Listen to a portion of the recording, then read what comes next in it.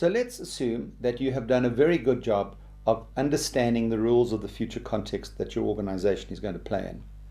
And secondly, let's assume that you've done a good job of understanding the core strategic challenge and of crafting a vision that will answer that core strategic challenge.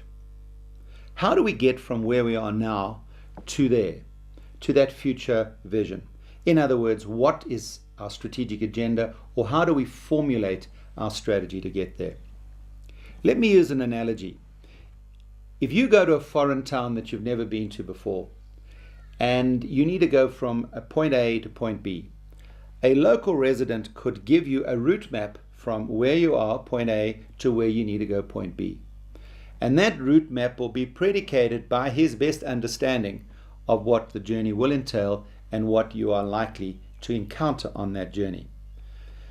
This is like formulating strategy where there is only one route to the future, where your strategy is simply, this is what we are going to do come hell or high water.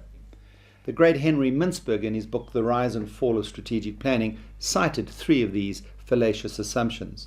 Number 1, strategy in this format assumes that we can predict the future with accuracy. We know exactly what event, what circumstances, how our market's going to change, what clients are going to want, what new competition. It assumes we know exactly what it's going to be for the duration of the strategic horizon, say 3 years.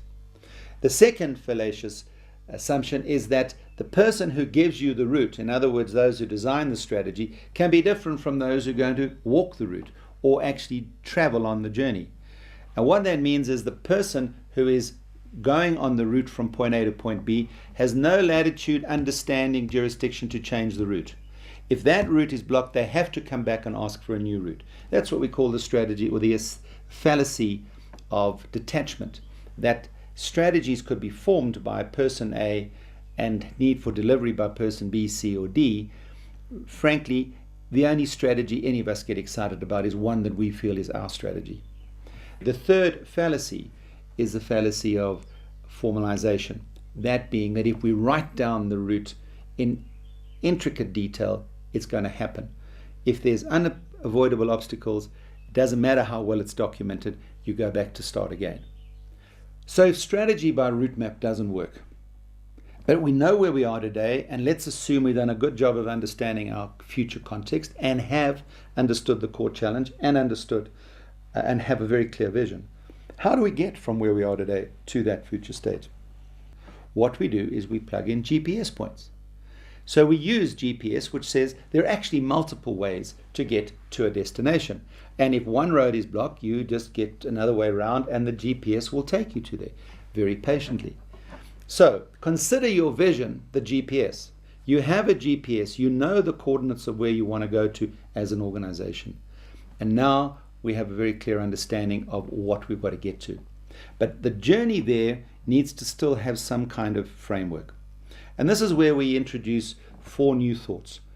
The first is to create a strategic field.